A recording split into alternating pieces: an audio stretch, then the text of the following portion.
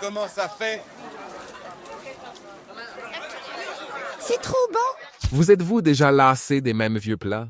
Que diriez-vous de verre à soie au lieu d'un sandwich ou d'une soupe faite de viande de serpent? La Chine offre une aventure gastronomique avec son histoire vaste et son paysage diversifié, redéfinissant continuellement le goût et la tradition. Ce qui peut sembler étrange pour un étranger est une délicatesse pour un autre. Rejoignez-nous alors que nous vous montrons les 20 aliments les plus étranges en Chine.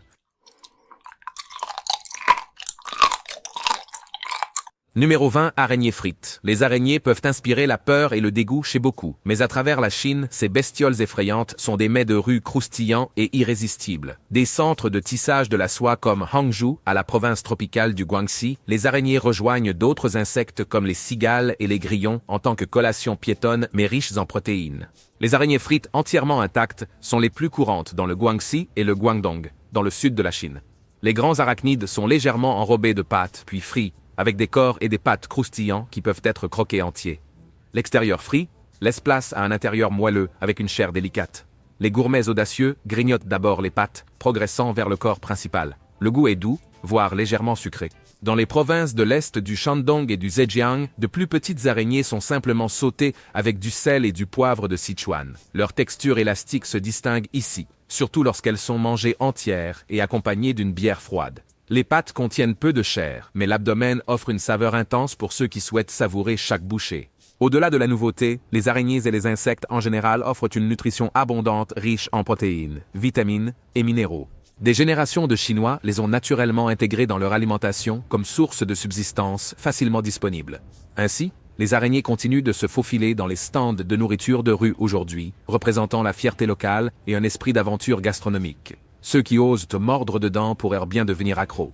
Numéro 19. Concombre de mer. Ces créatures spirales et molles des profondeurs ne gagneront peut-être pas de concours de beauté, mais la Chine ne se lasse pas des concombres de mer. Ils sont prisés depuis des siècles à la fois comme mets délicats et comme médecine traditionnelle, connus sous le nom de haishen en chinois, et récoltés à travers la mer de Chine méridionale, ils occupent une place plus élevée dans la culture chinoise que dans leurs habitats rocheux sous-marins. Alors, qu'est-ce qui explique la réputation prestigieuse du concombre de mer? Pour commencer, leur rareté et leur exotisme ont rehaussé leur statut de cuisine impériale il y a des siècles. Les créatures doivent être méticuleusement traitées, séchées, bouillies et réhydratées pour être comestibles. Cette préparation laborieuse a contribué à leur prestige. La texture joue également un rôle. Les concombres de mer contiennent un composé unique appelé glycoprotéines fucosylées qui leur confère leur texture rebondissante, presque croquante, prisée lorsqu'ils sont réhydratés et cuits.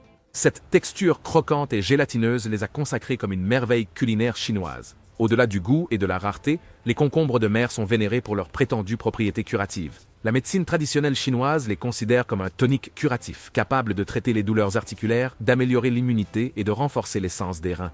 Le concombre de mer contient des composés comme les saponines, les polysaccharides et le sulfate de chondroïtine, qui pourraient avoir des effets anti-inflammatoires, selon des études.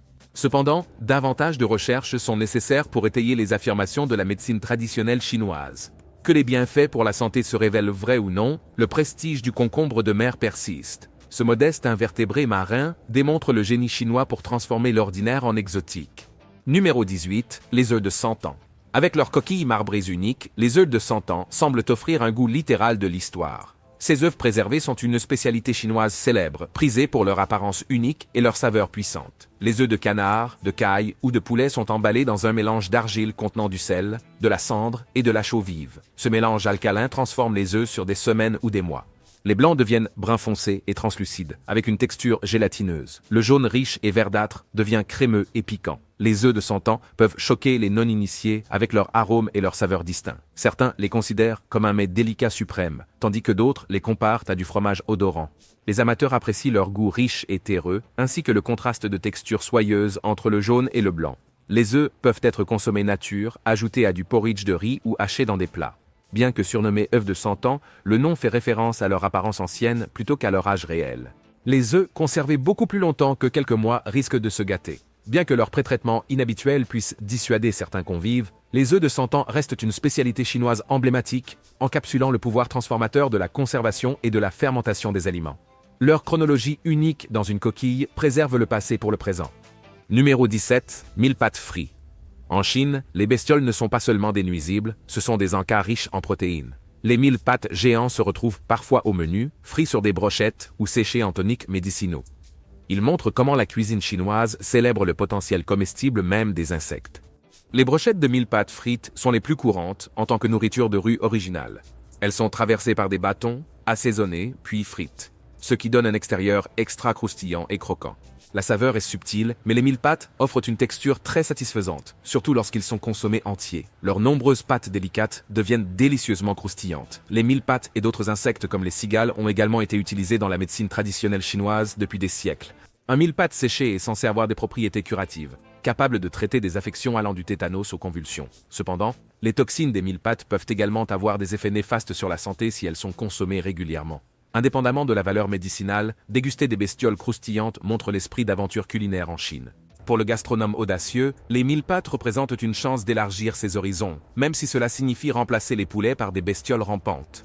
Leur popularité prouve qu'avec suffisamment de créativité, même les nuisibles peuvent devenir des denrées alimentaires prisées. Numéro 16. La soupe aux ailerons de requin. Autrefois l'incarnation de la haute cuisine à travers la Chine, la soupe aux ailerons de requin est maintenant plongée dans la controverse. Pendant des siècles, cette soupe luxueuse faite d'ailerons de requin symbolisait l'indulgence culinaire chinoise. Il était traditionnellement servi lors de banquets et de mariages pour honorer des invités de marque. La soupe remonte à la dynastie Ming en Chine, et sa popularité a grimpé lorsqu'elle a été servie lors d'un dîner d'État pour la visite de la reine d'Angleterre en 1961. Le prestige de la soupe aux ailerons de requin provient non pas de la saveur, mais de la texture. Les ailerons de requin sont presque sans goût par eux-mêmes, mais lorsqu'ils sont mijotés dans un bouillon de poulet, leurs brins riches en collagène apportent du corps et une qualité moelleuse et gélatineuse très prisée dans la cuisine chinoise. Puisque la saveur provient principalement du bouillon de poulet, plus l'aileron est rare, plus la soupe est prestigieuse. La rareté équivalait au luxe. Cependant, la demande d'ailerons de requin a entraîné des déclins catastrophiques des populations de requins dans le monde entier. Des dizaines de millions de requins sont tués chaque année uniquement pour leurs nageoires à travers la pratique brutale du finning. Avec un tiers des requins des océans ouverts maintenant menacés d'extinction, les mentalités changent. Il y a une reconnaissance croissante que maintenir des traditions culinaires comme la soupe aux ailerons de requin ne vaut pas la peine de conduire les requins à l'effondrement. Bien que toujours servie aujourd'hui, la soupe aux ailerons de requin est désormais très controversée. Le gouvernement chinois a découragé de le servir lors des fonctions officielles. Certains jeunes le rejettent comme étant rétrograde et destructeur pour l'environnement. Un changement culturel semble en cours. Cependant, avec sa longue tradition, la soupe aux ailerons de requin ne disparaîtra pas du jour au lendemain. Cette soupe prisée continuera probablement à créer des tensions entre tradition culinaire et durabilité écologique pendant des années. Numéro 15. Chauves-souris et rats de bambou. Bien que controversés aujourd'hui, les chauves-souris et les rats de bambou ont été prisés dans le sud de la Chine pendant des siècles comme nourriture et médecine. Ces créatures de vivant dans les forêts étaient autrefois écologiquement et culturellement importantes dans des régions comme le Guangxi et le Guangdong.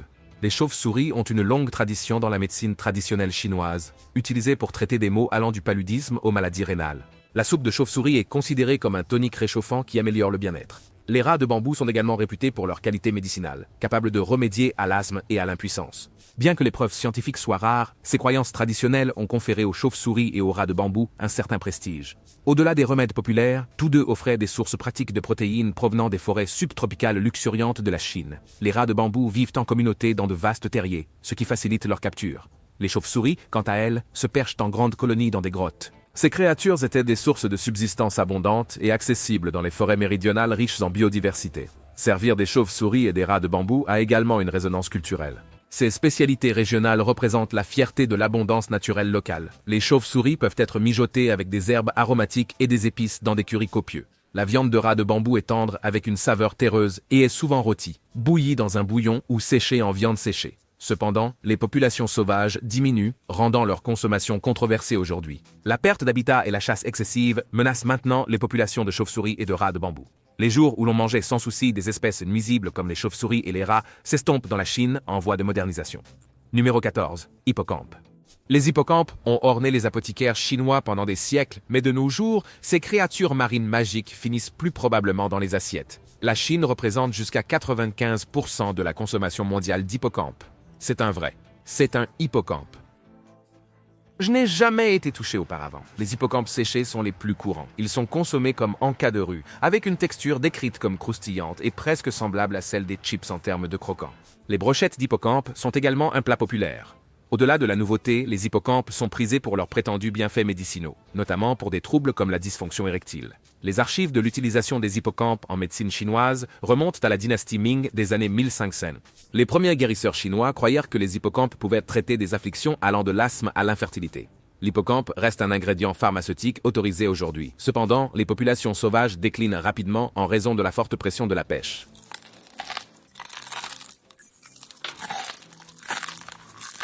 La plupart du commerce de hippocampes à l'étranger remonte à la Chine. À mesure que les habitats côtiers se dégradent, ces créatures fantaisistes sont devenues très menacées. Bien qu'encore consommées pour leurs bienfaits traditionnels sur la santé, l'importance des hippocampes aujourd'hui va au-delà du médicinal. Ces créatures mythiques et douces représentent l'équilibre délicat entre les coutumes culinaires et la conservation, ainsi que la nécessité de protéger la vie marine en voie de disparition.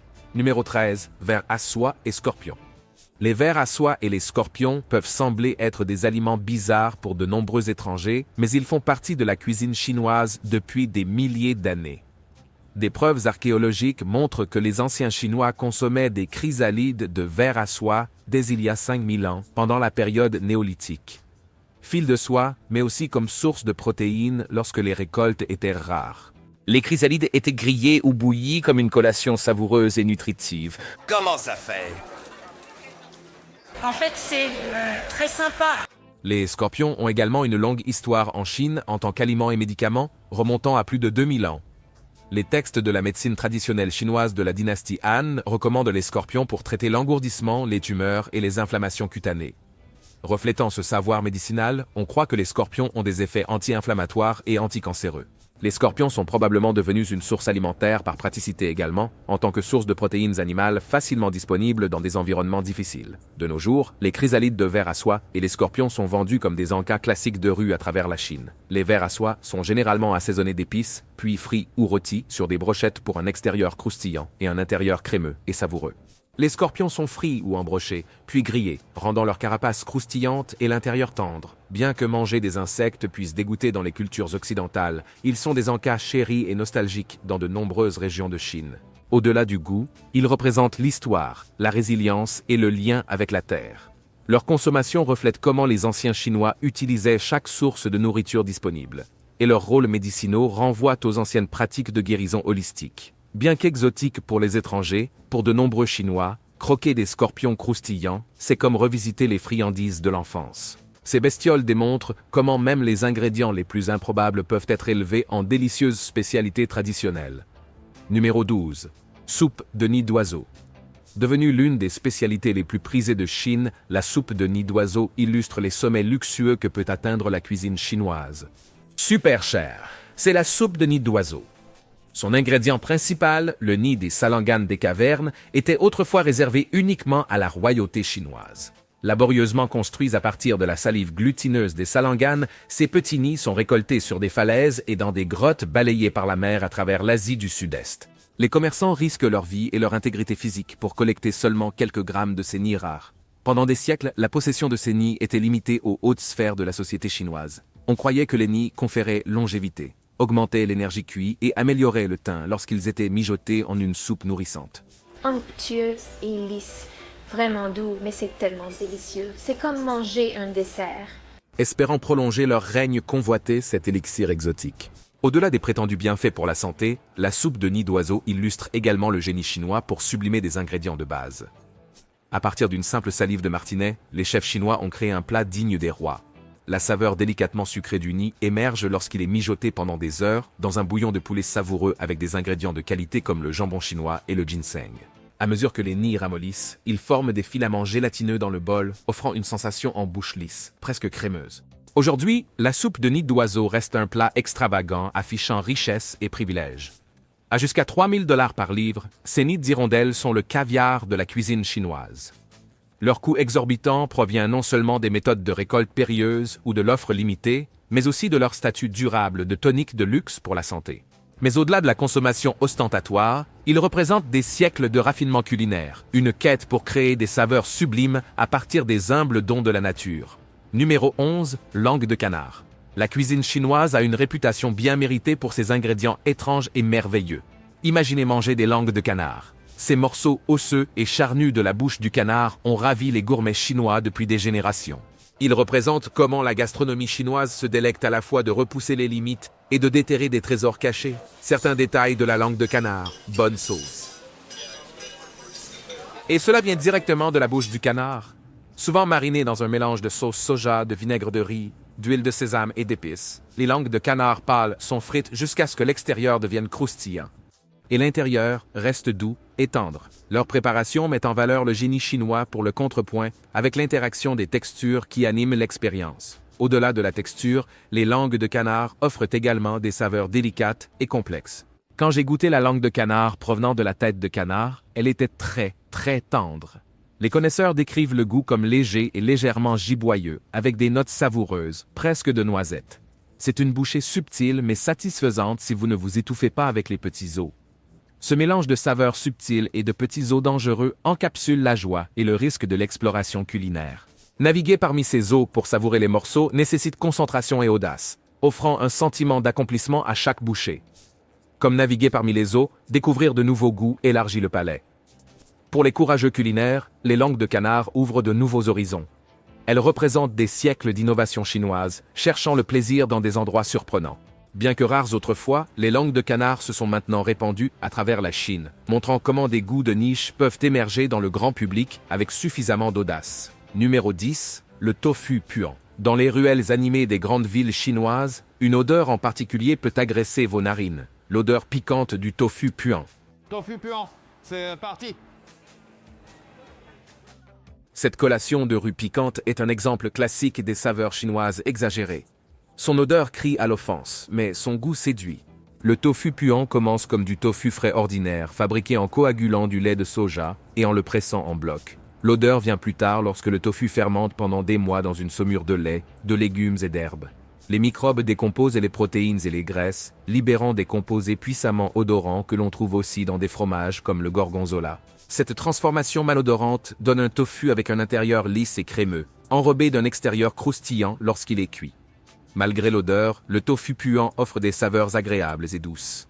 La saumure lui confère des notes umami profondes et savoureuses, tandis que la friture lui apporte une touche de noisette. Trempé dans une sauce chili douce, il captive les papilles. Les Chinois ont longtemps célébré les odeurs et saveurs fortes. Éveiller les sens excite l'esprit. Au-delà de la saveur, le tofu puant représente aussi la fierté locale. Le snack est originaire de capitales culinaires comme Chengdu où les habitants affluent vers les célèbres stands de tofu puant pour un goût nostalgique de chez eux. Les fans s'extasient sur le paradoxe alléchant du plat.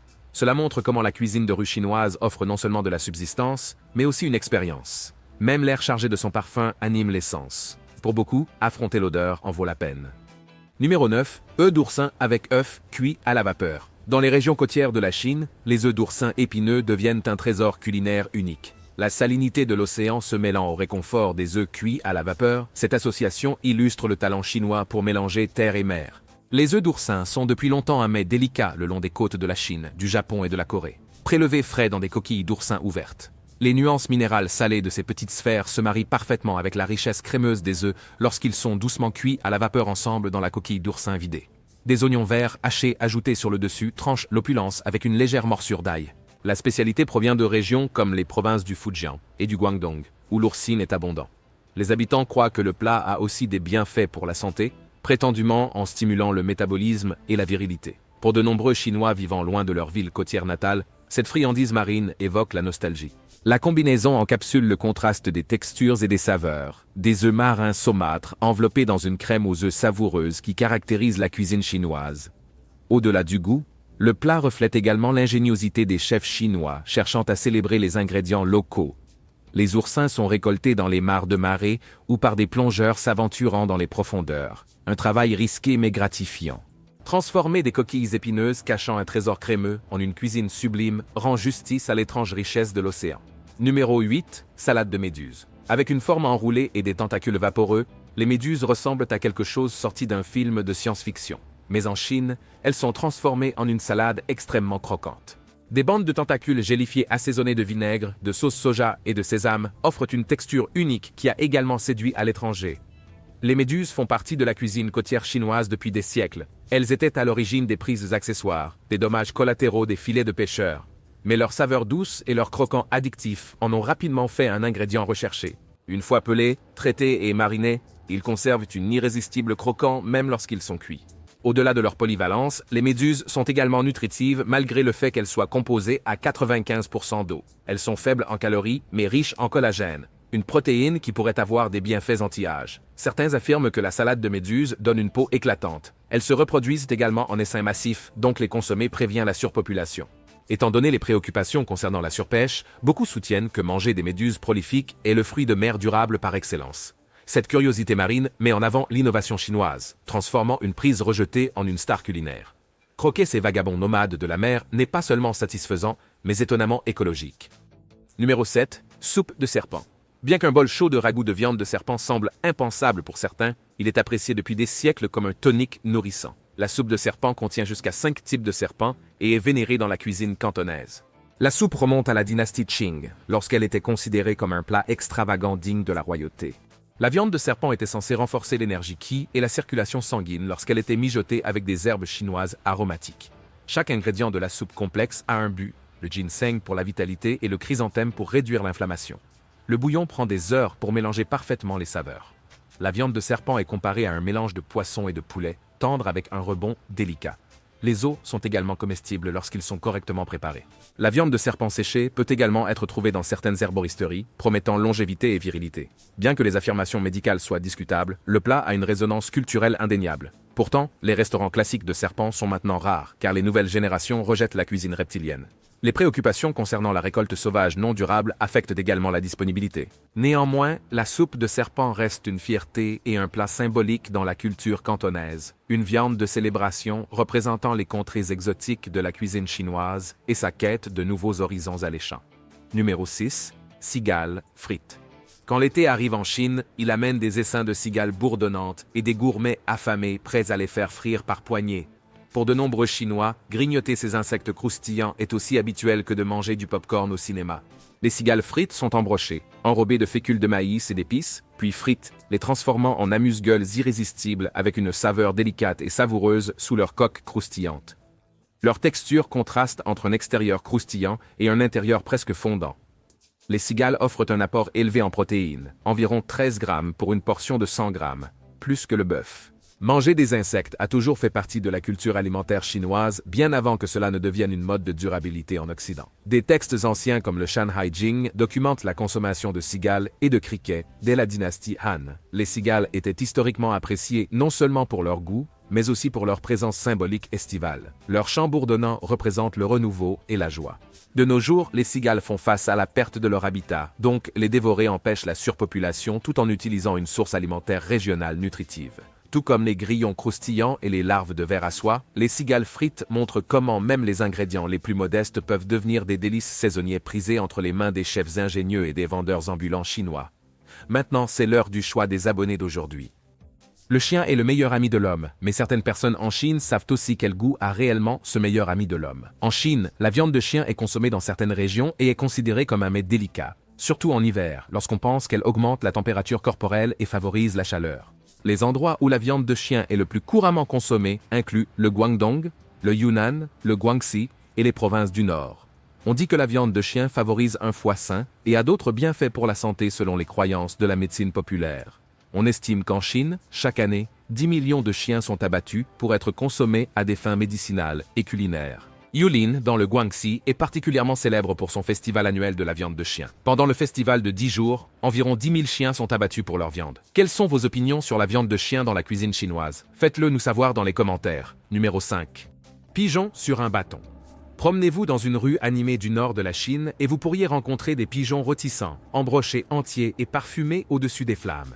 Dans des villes comme Pékin et Shanghai, les petits pigeons grillés ou frits sont un encas classique, l'accompagnement parfait pour la bière. Les références à la cuisson des pigeons remontent à la dynastie Han et à des textes anciens comme le Livre des Chants. Leur petite taille en faisait une nourriture de rue idéale. Les vendeurs les embrochent, les frottent avec des épices aromatiques et les grillent sur du charbon de bois, permettant à leur peau de devenir croustillante tout en gardant la viande tendre. Une pincée de poivre et de cumin ajoute du piquant. Les pigeons peuvent également être hachés et cuits dans des plats comme le porridge de congé ou la tourte aux pigeons. Au-delà de leur viande délicate, les pigeons détenaient une symbolique culturelle représentant la paix et la fidélité dans le folklore chinois. Les servir lors de cérémonies comme les mariages apportait de la chance. Bien que le canard et le poulet dominent maintenant, les modestes pigeons étaient autrefois parmi les volailles les plus prisées, associées à la prospérité et au bonheur. Même si les viandes deviennent haut de gamme, le goût nostalgique des petits pigeons des rues garde cette époque révolue vivante. Numéro 4, cerveau de porc. Un bol fumant de soupe de cerveau de porc ne convient peut-être pas à tous les goûts, mais en Chine, les morceaux crémeux de cerveau de porc sont prisés depuis des siècles. Cet ingrédient controversé ajoute une saveur riche et grasse au fondu. Les références au cerveau de porc dans les textes chinois remontent à plus de 2000 ans, à la dynastie Han. La soupe de cerveau était traditionnellement censée améliorer l'intelligence, la mémoire et la cognition.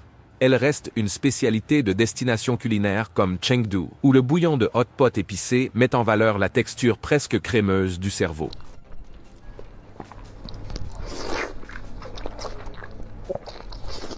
Lorsqu'il est soigneusement préparé, le cerveau de porc a une texture fondante en bouche et un goût crémeux subtil presque comme du tofu.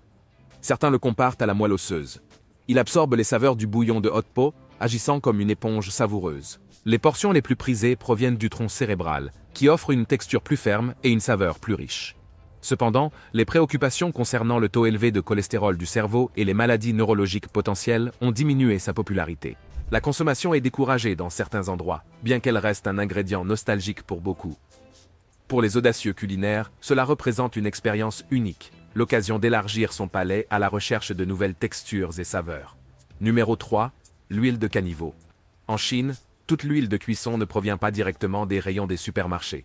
Une quantité significative est recyclée à partir de friteuses de restaurants, de pièces à graisse, d'égouts et même de déchets d'abattoirs, puis revendue à des vendeurs non avertis. Ce phénomène dangereux est connu sous le nom d'huile de caniveau. Le traitement de l'huile de caniveau reste hautement illégal en Chine, mais une application laxiste a permis sa propagation. Des collecteurs sans scrupules siphonnent la graisse jetée, la filtrent et la reconditionnent en huile de cuisson bon marché. En 2010, des estimations suggéraient que 10% de l'huile de cuisson chinoise était de l'huile de caniveau. Les écoles, les stands de rue et les petits restaurants sont des acheteurs courants. L'huile recyclée non divulguée présente des risques majeurs pour la santé. Des traces de cancérogènes comme les hydrocarbures aromatiques polycycliques apparaissent couramment dans les tests. En 2011, les consommateurs ont été horrifiés lorsqu'une enquête a révélé que du porc maigre était produit en dissolvant de la viande avariée dans de l'huile de caniveau. Les autorités effectuent occasionnellement des descentes dans les opérations d'huile de caniveau, mais souvent les laboratoires la remélangent simplement en huile de qualité inférieure. Les incitations au profit restent élevées, tandis que la régulation est difficile avec autant de petites installations. Pour les convives chinois, l'huile de caniveau reste un exemple peu appétissant de contamination de l'approvisionnement alimentaire, même en pleine modernisation. Numéro 2, la viande de chat. La viande de chat peut être taboue dans une grande partie du monde, mais dans certaines régions de Chine, la cuisine féline a perduré pendant des siècles malgré le stigmate. Les provinces du Guangdong et du Guangxi consomment en particulier environ 4 millions de chats par an, selon certaines estimations. La viande de chat est particulièrement prisée pendant les mois plus froids, car on croit qu'elle fournit une énergie yang réchauffante. Les ragoûts et les fondus permettent à sa saveur de se diffuser dans les bouillons et les légumes. Cependant, manger des chats contredit les interdictions bouddhistes. Donc les bouchers le présentent souvent de manière trompeuse, comme de la viande de lapin ou de chèvre. Consommer des chats est devenu plus controversé à mesure qu'ils sont devenus des animaux de compagnie populaires dans la Chine moderne. Les jeunes générations montrent moins d'appétit pour la viande de chat, l'associant à la pauvreté et au retard traditionnel. Le gouvernement a également adopté des lois plus strictes sur la protection des animaux, mais des plats à base de viande de chat apparaissent encore dans les restaurants ruraux ou les marchés locaux, où les croyances populaires en leurs bienfaits persistent. Pour les Chinois, plus âgés avec des options alimentaires limitées, les ragoûts de viande de chat restent une nourriture nostalgique d'hiver. Alors que la popularité du plat diminue avec les changements culturels, pour certains, il reste lié à l'identité régionale et des générations de coutumes alimentaires ancestrales ne s'effacent pas facilement. Numéro 1. Les bénitiers géants. Dans les marchés chinois, les bénitiers géants sont un véritable spectacle aquatique, certains spécimens pesant plus de 200 livres. Mais attention à la zone d'éclaboussure lors de la cuisson de ces lourds bivalves. Ils portent bien leur nom à plus d'un titre. Le bénitier géant doit son poids à un grand muscle qui maintient sa coquille fermement scellée, une défense vitale pour sa survie. Ce même muscle rend la préparation des palourdes crues risquée. Lorsque la coquille est ouverte après la mort, le muscle peut avoir des spasmes soudains, projetant un jet d'eau sur les spectateurs. Le sashimi de petites palourdes peut être sûr, mais les chefs chinois choisissent souvent trancher et cuire les spécimens plus grands pour éviter les bains indésirables. Lorsqu'il est mijoté ou sauté, la chair devient succulente et tendre, offrant une saveur océanique délicatement sucrée. Leur manteau comestible aux couleurs vives offre également un festin visuel. Au-delà de leurs proportions impressionnantes, les bénitiers géants étaient autrefois abondants dans les habitats récifaux de la région Asie-Pacifique avant que la surexploitation ne réduise les populations. Leur avenir reste incertain, mais ces merveilles marines représentent toujours une intersection inoubliable de délices culinaires et de merveilles écologiques pour le palais chinois. Merci de nous avoir regardés, et à la prochaine.